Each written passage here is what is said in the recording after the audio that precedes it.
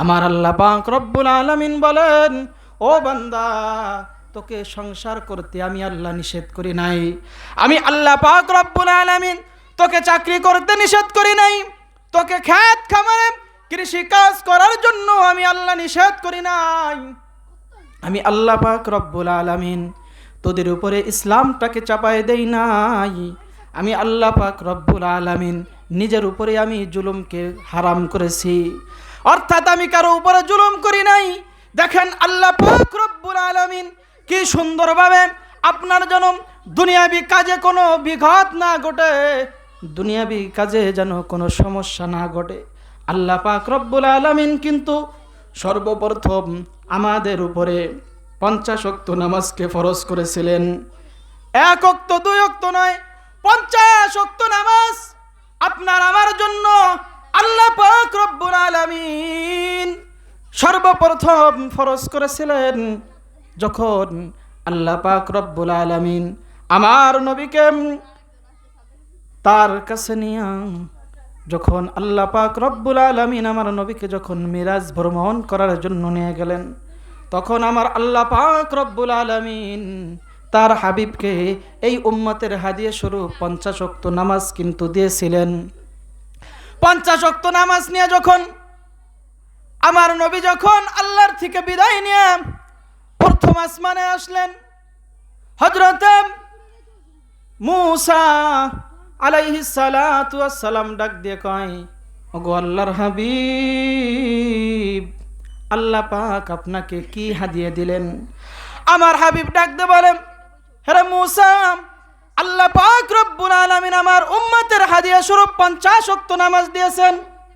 তখন হযরত মূসা আলাইহিস সালাতু ওয়াস সালাম বললেন, হে আল্লাহর হাবিব, আপনার উম্মত 50 ওয়াক্ত নামাজ কিন্তু পড়তে পারবে না।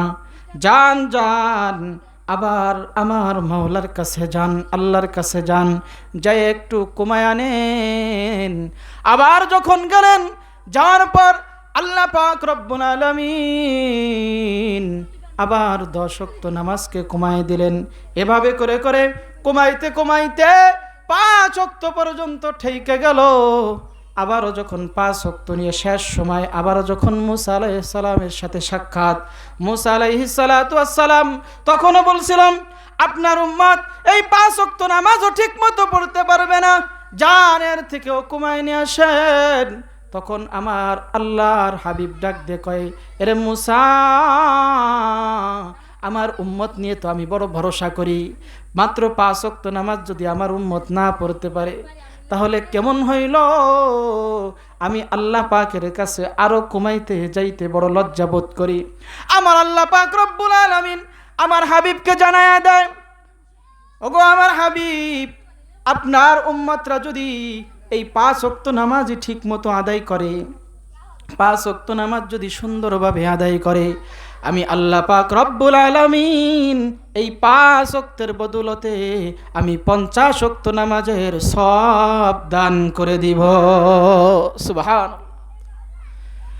আজ আমরা যদি ওই সময় 50 ওয়াক্ত আসতো, তাহলে আমাদের তো খবরই থাকতো না। মাত্র 5 ওয়াক্ত নামাজ আমার আপনার জন্য আল্লাহ পাক রব্বুল আলামিন ফরজ করে দিয়েছেন, তাই আমাদের খবর থাকে না। কাজের মধ্যে এমনই মজা লেগে যায়, কাজের মধ্যে এতই ভালোবাসা আমাদের লেগে যায়। ও দুনিয়ার উম্মতের দল, একটা জিনিস কিন্তু মাথায় রাখতে হবে, এই দুনিয়াটা কিন্তু চিরস্থায়ী না। দুনিয়ায় তুমি চিরস্থায়ী থাকতে পারবা না, অর্থাৎ আবার আমাদের যেহেতু ওই আখিরাতে চলেই যাইতে হবে, তাহলে তোমার নামাজ পড়লে ক্ষতি কি? ভালো কাজগুলো করলে তোমার ক্ষতি কি রে বাজান?